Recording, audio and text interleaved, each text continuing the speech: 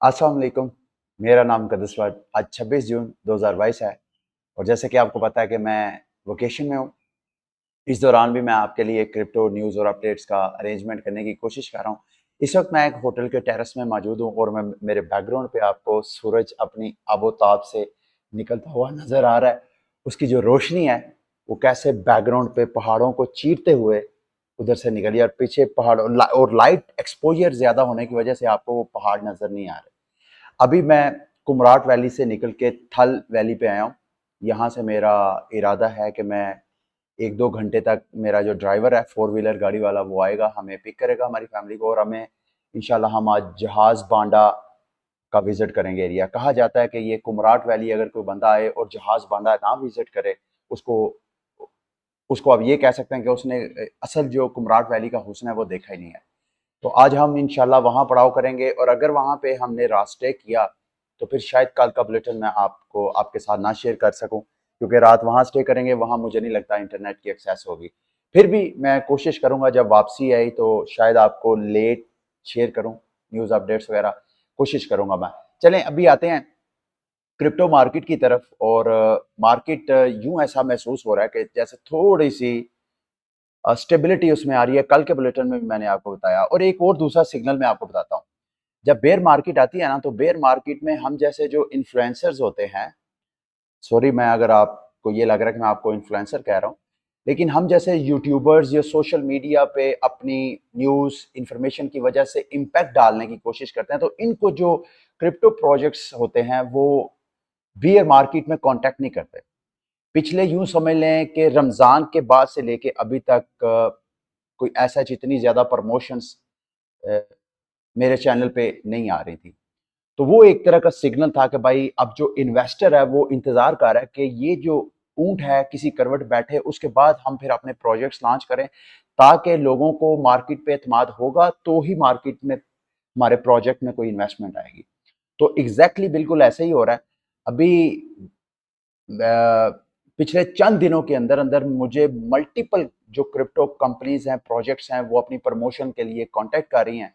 तो ये भी मैं एक फील कर रहा हूँ, एक तरह की मेरे अंदर अंडरस्टैंडिंग है कि शायद ये जो कंपनीज हैं जो इंतजार कर रही थी कि भाई थोड़ा सा मार्केट स्टेबिलिटी है मार्केट के अंदर, उसके बाद हम प्रमोशंस वगैरह करवाएं ताकि हमारी प्रमोशंस के जो पैसे हैं, मार्केटिंग के जो पैसे हैं, वो फ्रूटफुल रिजल्ट लेके आए।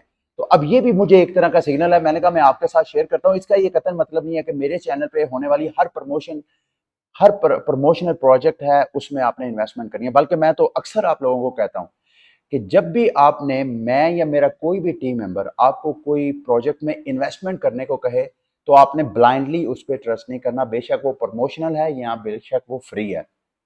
आपने हमेशा अपनी ड्यू डिलिजेंस और रिस्क मैनेजमेंट के साथ करना है, ठीक है। मार्केट की तरफ आते हैं। मार्केट में दोबारा जो ऐसा लग रहा है कि जो मेटावर्स के प्रोजेक्ट्स हैं, डिसेंट्रलैंड है, द सैंड बॉक्स है, उनके प्रोजेक्ट्स जो हैं वो अच्छा खासा गेन कर रहे हैं मेरी फेवरेट क्रिप्टो करेंसीज की लिस्ट के अंदर।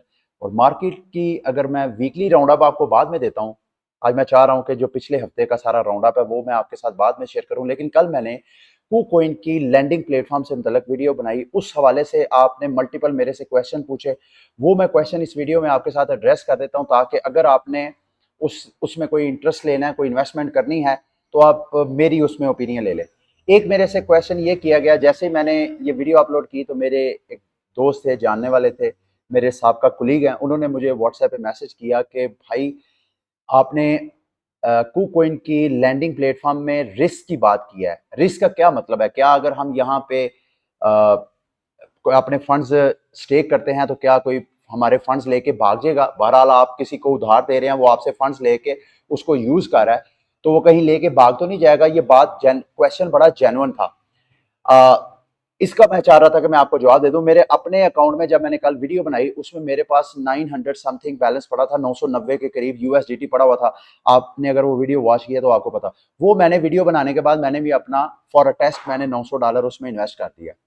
जब मैंने इन्वेस्ट कर दिया ये और रिस्क लेके, जैसे मैंने आपको कल भी बताया था कि क्रिप्टो मार्केट में कोई भी चीज रिस्क नहीं है। उसने ये कहा कि भाई क्या कोई पैसे लेके भाग जाएगा या कि अगर KuCoin बंद हो जाती है तो ये वाला रिस्क है। मैं चूंकि उस जगह पे था जहां इंटरनेट की एक्सेस और मैं चाहता था कि मैं सबके साथ शेयर करूं, इसका आंसर दूं। देखिए यहाँ पे ये लैंडिंग प्लेटफॉर्म है, यहाँ पे आपने लैंडिंग की ऑफर्स देनी है। ये मैं अपनी आपको लैंडिंग की, ये जो मैं आपको बता रहा था, माई लैंडिंग के पेज पे आया मैं।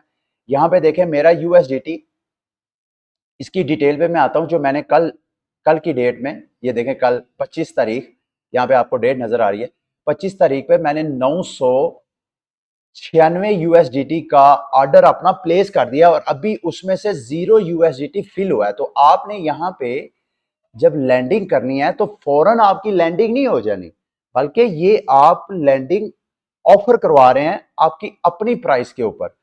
आगे जब बारोवर जाएगा, जैसे कि फॉर एग्जांपल मैं हूं, मैंने बारो करने जाना है, तो बारो के पेज पे आऊंगा, यहां मुझे फंडिंग मार्केट नजर आएगी। यहाँ पे मुख्तलिफ किस्म का, you don't have any funds on your margin account, यहाँ पे जिन जिन लोग, बल्कि मैं यहाँ क्रॉस मार्जिन में आता हूँ, शायद यहाँ पे मुझे नजर आए। तो यहाँ पे जो बारवर है वो आएगा, जो लैंडर्स की मुख्तलिफ ऑफर्स होंगी उनमें से जिसकी उसकी मर्जी होगी वहां से वो बारो कर लेगा। अब दूसरे लफ्जों में कहना आपको ये चाह रहा हूं कि जब आप लैंडिंग पेज पे जाके अपने टोकन्स को लैंड कर देते हैं, ये गारंटी नहीं है कि फौरन जो है वो उधार लेने वाला आपके फंड्स ले लेगा, और जबकि आपने इंटरेस्ट भी हाईएस्ट रखा हुआ है। अगर आप चाहते हैं कि आपकी लैंडिंग जो है वो फौरन एग्जीक्यूट हो जाए, फौरन फिल हो जाए, आपके टोकन फौरन उधार लेने वाला ले ले और उसके बदले आपको प्रॉफिट दे, तो उसके लिए आपने जो प्रॉफिट मार्जिन है वो कम से कम रखेंगे। जितना प्रॉफिट मार्जिन कम रखेंगे, इधर फंडिंग मार्केट के अंदर आपका ऑर्डर उतना टॉप पे आएगा, जितना टॉप पे आएगा उतना बार बार उसको एक्सेस करेगा। ठीक है। दूसरा, इस हवाले से मेरे से ये क्वेश्चन किया गया कि ये हराम है हलाल है। देखिए, मैं बार बार इस हवाले से अपनी ओपिनियन का इजहार कर चुका हूं। अब दीन एक ऐसा सब्जेक्ट है जिसमें किसी की बात भी कतईयत नहीं है। हर हमारे दीन में मुख्तलिफ स्कूल ऑफ थॉट है। आप जिस स्कूल ऑफ थॉट से बिलोंग करते हैं, मेरा आपको मशवरा यह है कि आप उसके किसी मुफ्ती या किसी मौलवी से मशवरा कर सकते हैं। मैं आपको जितना मर्जी अपनी ओपिनियन दूं, अगर मेरा स्कूल ऑफ थॉट आपसे मैच नहीं करता तो आप एक तो बात मानेंगे भी नहीं, और दूसरा मुझे गालियां भी कहेंगे, इवन इवन मुझे काफिर तक कहना शुरू कर देंगे। तो ये दीन के बारे में ओपिनियन लेने के लिए सबसे पहले अपने स्कूल ऑफ थॉट, या तो आप बिल्कुल अपने आप को न्यूट्रलाइज करें ना, आप अपने आप को एक जनरल कॉमन सेंस यूज करते हुए करें, तो फिर तो कोई समझ आती है। तो दूसरे लफ्जों में मेरे से ये भी सवाल किया गया कि आप इस्लाम में जो सूद है वो हराम है, मैं उसको सूद पर प्रमोट करता हूँ। देखें, मेरी बात सुने, ये जो मैं इस तरह इंटरेस्ट बेस्ड इंफॉर्मेशन आपके साथ शेयर करता हूँ, ये उन दोस्तों भाइयों बहनों के लिए नहीं है जो इंटरेस्ट बेस्ड चीज़ों को अवॉइड करते हैं, जिससे दूर रहना चाहते हैं। आप लोगों के लिए नहीं है, ये उन लोगों के लिए है। मेरी कम्युनिटी में सिर्फ मुसलमान नहीं है, मेरी कम्युनिटी में इंडियंस है, बहुत ज़्यादा हिंदूज मेरी वीडियो को वॉच करते हैं, या इस्लाम के अंदर भी ऐसे स्कूल ऑफ थॉट रखने वाले हैं जिनकी अप्रोच आपकी तरह नहीं है। तो आप लोग इसको इग्नोर करें, आपके लिए नहीं है, ये उन लोगों के लिए है जो जिनको कोई इशू नहीं है। आगे वो जाने, उनका खुदा जाने और उनके आपस में मामला। आपको किसी के ठेका लेने की जरूरत नहीं है, मुझे भी किसी का ठेका लेने की जरूरत नहीं है। और मैं जब ये आपके साथ इंफॉर्मेशन शेयर कर रहा होता हूँ, मेरा मकसद सिर्फ और सिर्फ आपको एजुकेट करना होता है। ये कोई फाइनेंशियल एडवाइस नहीं है।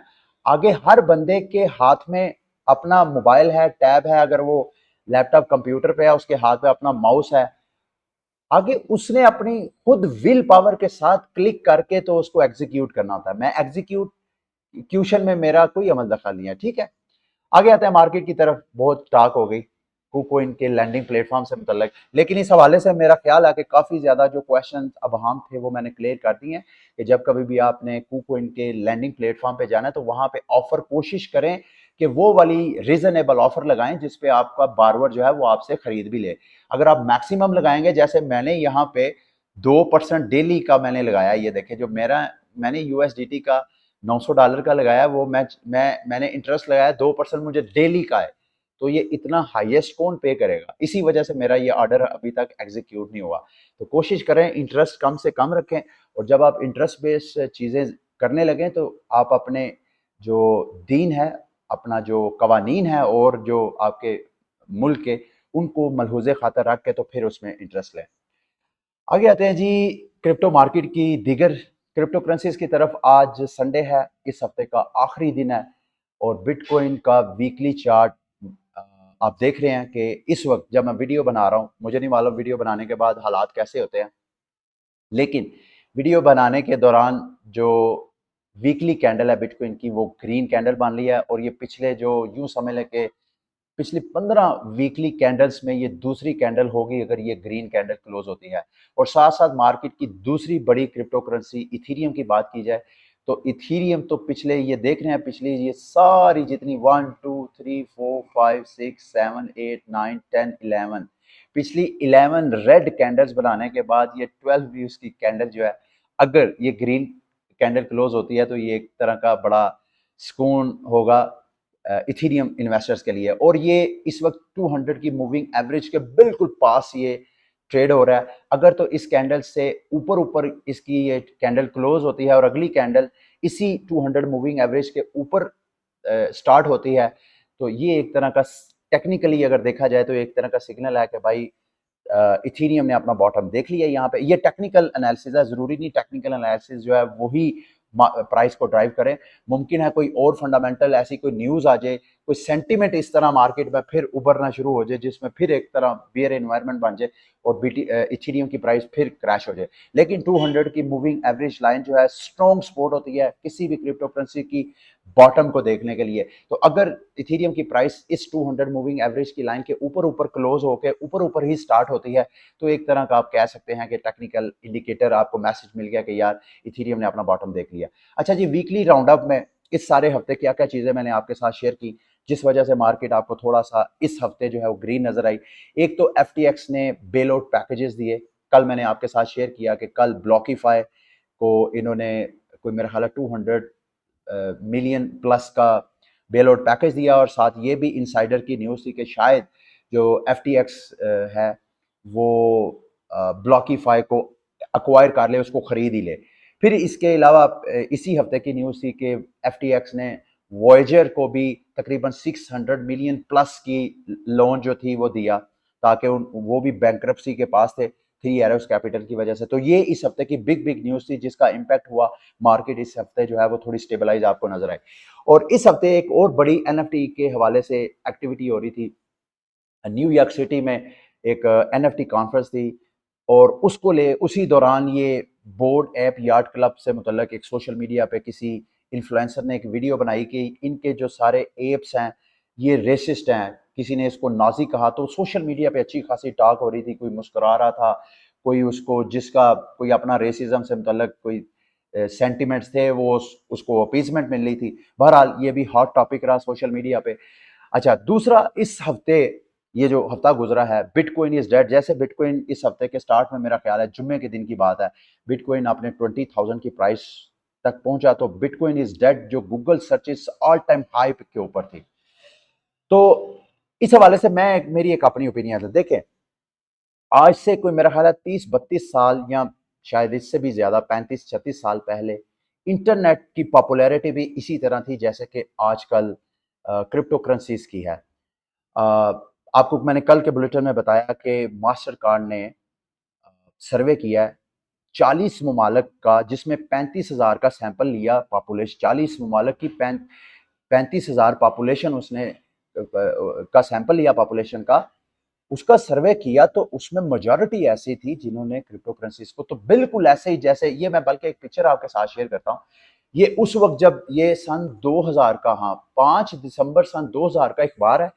ये उस वक्त के main stream media Daily Mail ने क्या हेडिंग लिखी है, हेडलाइन क्या थी, इंटरनेट में be just a passing fad as millions give up on it. कि ये एक जनून है, इंटरनेट एक जनून है जो कि आइंदा चंद दिनों के अंदर मदम हो जाएगा। लेकिन ऐसा नहीं है मेरे दोस्तों भाइयों। इंटरनेट एक ऐसी टेक्नोलॉजी है जो कि कम्युनिकेशन को, जिसमें आप इंफॉर्मेशन वो सहल बनाते हैं, इंफॉर्मेशन को आसान बनाते हैं। यहाँ पे बैठा बंदा दुनिया के किसी और कोने में बैठे बंदे के मिली सेकेंड के फर्क के अंदर भी लाइव एक दूसरे के साथ गुफ्तगू कर रहा है, और ये जस्ट बिकॉज ऑफ इंटरनेट।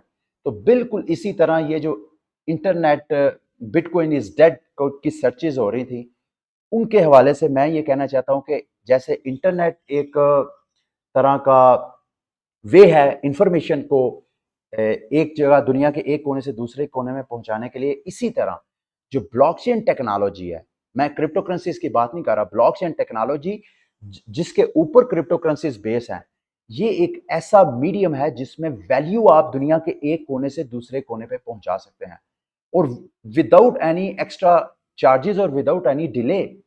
आप खुद इमेजिन करें, जो मुझे गूगल की पेमेंट आई है, गूगल की जो मुझे मंथली पेमेंट आती है, वो पेमेंट एक तो जिस दिन आती है उसको तकरीबन 2 से 3 दिन लगते हैं। अगर तो इस दौरान कोई वीकली अपडेट्स आ गए हैं, यानी संडे और मंडे भी आ गया, तो फिर 5-6 दिन लगा ले, एक तो 5-6 दिन मेरी पेमेंट आने पे लगते हैं। और इस बार तो जो मुझे पेमेंट आई है उस पे एक तो जो करेंसी की चेंज के मुझे फीस पे करनी पड़ी है वो अलग, और दूसरा स्टैंडर्ड चार्टर में मेरी पेमेंट आती है उसमें 1% जितनी मुझे अमाउंट आई है, स्टैंडर्ड चार्टर ने 1% उस पर अलग मेरे से चार्ज किया। तो ये जो इंटरनेट है, ये जो ब्लॉकचेन टेक्नोलॉजी है, इन रवायती हमारे फाइनेंशियल स्ट्रक्चर को रेवोल्यूशनाइज करने के लिए ही है। तो मैं नहीं समझता कि जिस तरह इंटरनेट लोगों का एक जुनून था और मीडिया उसके अगेंस्ट था, जो एंटी इंटरनेट थे उस वक्त के, वो अगेंस्ट थे।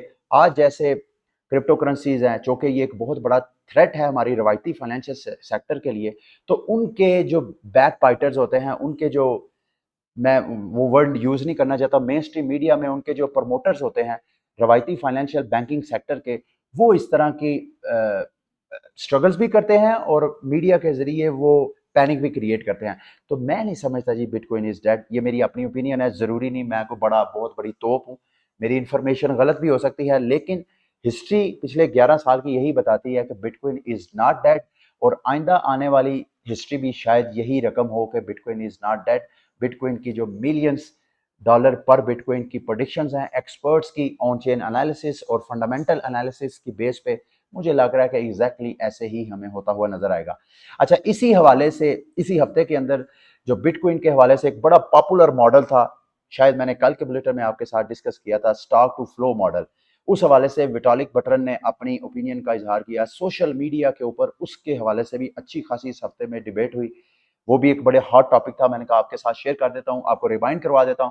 और इसी हफ्ते सोल एंड सोलाना के ऊपर जो एक एक बारोइंग लैंडिंग प्लेटफॉर्म था, आपको मैंने इस हवाले से भी अपडेट किया था कि उन्होंने एक वेल वॉलेट को उसके फंड्स को कैप्चर करके तो उसको लिक्विडेट करने की कोशिश की, उसकी गवर्नेंस अप्रूवल मांगी, और लोगों ने जो सोलेंट के गवर्नेंस होल्डर्स थे उन्होंने वोट भी कर दिया। लेकिन जब एकदम क्लैश आया, क्लैशबैक हुआ कम्युनिटी की तरफ से, सारी दुनिया ने कहा कि ये क्या मजाक है, ये डिसेंट्रलाइजेशन का मतलब क्या है। फिर उसके बाद उन्होंने जो अपनी प्रपोजल थी उसको इनवैलिडेट कर दिया। अदरवाइज ये बहुत बड़ा एक तरह का ब्लो बैक होना था उनके लिए। ये लैटिन अमेरिका, क्वेश्चन ये है, ये जो मैंने कल भी आपके साथ शेयर किया था कि मास्टर कार्ड की जो रिसर्च रिपोर्ट है, उनकी रिसर्च रिपोर्ट के मुताबिक 50% ऑफ लैटिन अमेरिकन कंज्यूमर्स, यानी जो लातीनी अमेरिका है, बिल्कुल ऐसे ही है जैसे हमारे फाइनेंशियली, मैं आपको बता रहा हूँ, जैसे हमारे अमेरिका है, इंडिया है, बांग्लादेश है, इस तरह के जो डेवलपिंग कंट्रीज या यूं समझ ले कि अंडर डेवलप कंट्रीज हैं, उन कंट्रीज की 50% पॉपुलेशन ऐसी है जो क्रिप्टो करेंसीज को इस्तेमाल करती है। अब सवाल आपके जहन में ये आ सकता है कि ये गरीब ममालिक के लोग ये क्यों क्रिप्टो करेंसी में इन्वेस्टमेंट कर रहे हैं। हालांकि क्रिप्टो करेंसी तो एक ऐसी चीज है जिसमें आपके पास पैसा है, मतलब पैसे से पैसा ही आपने बनाना है ना। तो अब होना तो ये चाहिए था कि जो अमीर ममालिक हैं वो अमीर ममालिक के सर्वे में आना चाहिए था कि भाई वहां के 90% या 60% लोग जो हैं वो क्रिप्टो करेंसी। तो ये लैटिन अमेरिका के जैसे ममालिक जो डेवलपिंग कंट्रीज हैं, उन कंट्रीज में रुझान क्यों है। मेरा मानना यह है कि इसकी शायद वजह यह है कि जो हमारा रवायती फाइनेंशियल सिस्टम है, गरीब ममालिक के लोग उस फाइनेंशियल सिस्टम के पिसे हुए हैं, उससे उकताए हुए हैं। शायद वो एक नया रास्ता, एक फाइनेंशियल नया सेटअप, स्ट्रक्चर और टेक्नोलॉजी मांगना चाह रहे हैं जिसमें वो अपने आप को फाइनेंशियली स्ट्रॉन्ग कर सकें। तो ये क्रिप्टो करेंसी एक बहुत बड़ा सहारा है, और दुनिया की जो मेजॉरिटी है, जो दुनिया के अमीर अमीर ममालिक हैं, वो कोई 2-4-5% है मैक्सिमम। बाकी मोर देन 90% जो पॉपुलेशन है दुनिया की, वो middle class, lower middle class है, गरीब लोग हैं। तो गरीब लोग अगर क्रिप्टो करेंसीज को अपना एक फाइनेंशियल एक सपोर्ट, एक सहारा समझ रहे हैं, तो I don't think so bitcoin is dead. Google पे सर्च बेशक जितनी मर्जी पीक पे चले जाए, ये मेरी अपनी ओपिनियन है, जो कि गलत भी साबित हो सकती है। आगे कुछ एक दो न्यूज हैं, उस वो आपके साथ शेयर करके आज के बुलेटिन को मैं एंड करूंगा। रशियन बैंक ने अपना जो उन्होंने सीबीडीसी लॉन्च करना था, उस हवाले से न्यूज आई है, बड़ी इंटरेस्टिंग न्यूज है। वो कह रहे हैं कि अगले साल के एंड तक उन्होंने बाकायदा जो अपना सीबीडीसी है उसको लॉन्च कर देना है। अगले साल के अप्रैल तक बाकायदा वो पायलट प्रोजेक्ट वगैरह वो उसके ट्रायल वगैरह भी कर देंगे। 12 बैंकों के साथ वो ऑलरेडी उनके पायलट प्रोजेक्ट में वो उनके प्रोसेस के साथ हैं, काम कर रहे हैं और अदर बैंक्स को वो इनवाइट कर रहे हैं। अच्छा, उसके साथ साथ वो कह रहे हैं the central bank will have to work out. Central bank जब अपना सीबीडीसी लॉन्च करेगा, रशियन सेंट्रल बैंक, तो वो अपने इंटरनली तो सारे सेक्टर को वो ब्लॉकचेन टेक्नोलॉजी पे ले जाएंगे, लेकिन वो साथ साथ इस चीज़ में भी इंटरेस्टेड हैं कि वो क्रॉस बॉर्डर जो पेमेंट्स हैं उनको भी वो सीबीडीसी की तरफ ले जाएं। उसकी वजह क्या है आपको पता है, पिछले दिनों रशिया का यूक्रेन के साथ जो इशू था, वेस्टर्न वर्ल्ड ने उनके ऊपर सैंक्शन लगाई, तो उनका जो इंटरनेशनल पेमेंट्स होती हैं ये वाया स्विफ्ट बैंकिंग चैनल से आती हैं। स्विफ्ट क्या होता है, मेरा ख्याल है the society of world of inter bank, इस तरह का कोई एब्रीवेशन है। ये एक वो सेटअप है जिसके जरिए एक कंट्री का फाइनेंशियल सेक्टर दूसरी कंट्री के फाइनेंशियल सेक्टर को पेमेंट्स वगैरह सेट करता है। तो वेस्टर्न वर्ल्ड ने उसकी सैंक्शन लगा दी, तो उस वजह से रशियन बावजूद इसके कि दुनिया का बहुत बड़ा एक्सपोर्टर था फ्यूल का, ज़रई अजनास का, तो उस वजह से दुनिया ना खरीद सकती थी क्योंकि इंटरनेशनल सैंक्शंस लगी हुई थी। और हमारे मुल्क में तो आपको पता है सारा पॉलिटिकल स्ट्रक्चर ही एकदम चेंज हो गया, जो ग्लोबल पॉलिटिक्स चेंज हुई उस वजह से। तो अब अगर ये अपना सीबीडीसी लॉन्च करते हैं तो ये मेरा ख्याल है एक बहुत बिग न्यूज़ होगी पूरी दुनिया के लिए। कि अगर साथ ये देखें, इन माय ओपिनियन उनकी जो डिप्टी गवर्नर है उसने क्या कहा है, मेरी राय में जितनी भी सेल्फ सॉवरन कंट्रीज हैं जिनमें पाकिस्तान भी है, एटलीस्ट बुक्स के ऊपर तो ये है, वो एक अलग बात है कि रियलिस्टिकली देखा जाए तो ऐसा नहीं है। यहाँ पे अमेरिका बहादुर और यहाँ की आर्मी जो चाहे वही कुछ होता है, और अवाम भी जो चाहे, लेकिन अवाम का बड़े निचले दर्जे पे जाके कहीं नंबर आता है।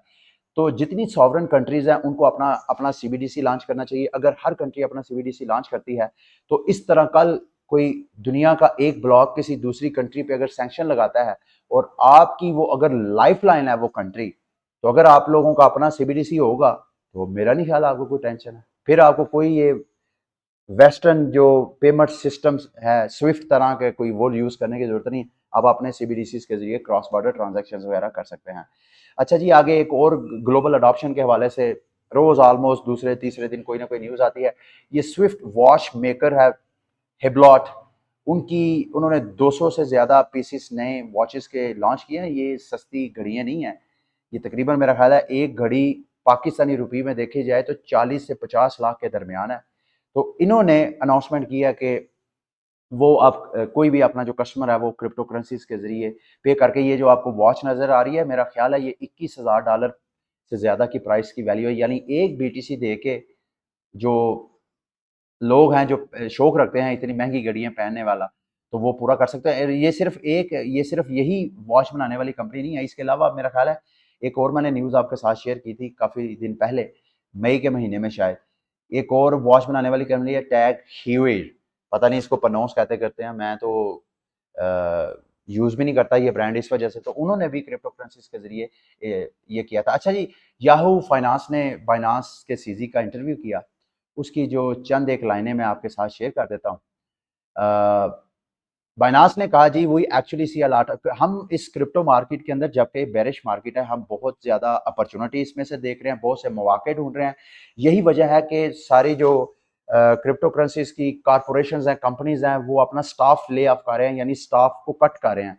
कोई 20%, कोई 10% स्टाफ में कमी ला रहा है, जबकि बाइनांस जो है वो मजीद स्टाफ को हायर कर रहा है। तो इसके अलावा वो कह रहा है कि इस बेयर इन्वायरमेंट के अंदर भी हम मुख्तलिफ किस्म की कंपनीज के साथ डील्स कर रहे हैं। 100 से 50 के करीब हम डील्स ऑलरेडी बिजनेस से रेलिवेंट डील्स कर चुके हैं, और कुछ हमने पब्लिक की हैं, कुछ हमने पब्लिक नहीं की हैं, लोगों की प्राइवेसी को ज़हन में रखते हुए। तो इसका मतलब ये है, और मैं आपको ये बताऊं जैसे FTX ने क्रिप्टो कुछ प्रोजेक्ट्स को सहारा दिया, उनको बेल आउट पैकेज दिए।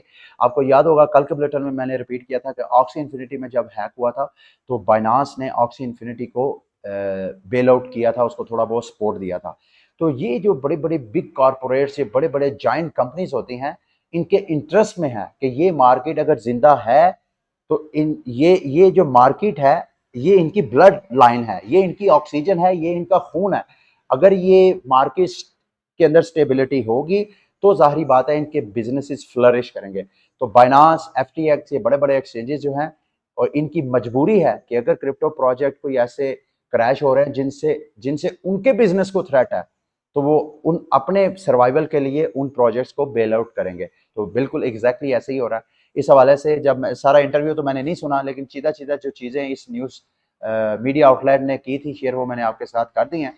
साथ साथ बाइनांस के सीजी ने ये भी कहा कि मैं ये भी मानता हूँ कि अगर क्रिप्टो मार्केट को आपने वाकयातन एक ग्लोबल एक स्टैंडर्ड बनाना है, तो उसके लिए आपको रेगुलेशंस करनी पड़ेंगी। मार्केट्स में जो ब्लैक शीप्स हैं, जो रग पुल करने वाले हैं, उनके हवाले से कोई सख्त कवानीन और एग्जाम्पल्स आपको सेट करनी पड़ेगी, ताकि जो इन्वेस्टर है उसको कॉन्फिडेंस हो। जब उसको कॉन्फिडेंस हो कि यार मेरा पैसा जहाँ मैं इन्वेस्ट कर रहा हूँ, मेरे साथ कोई फ्रॉड नहीं होगा, तो ओबियसली वो मार्केट जो है वो ज़्यादा आगे ग्रो करेगी। ठीक है जी, ये था आज का बुलेटिन। उम्मीद करता हूँ कि आज का बुलेटिन भी आपके लिए इन्फॉर्मेटिव रहा होगा। अगली वीडियो तक के लिए मुझे इजाज़त दें। अल्लाह हाफिज़।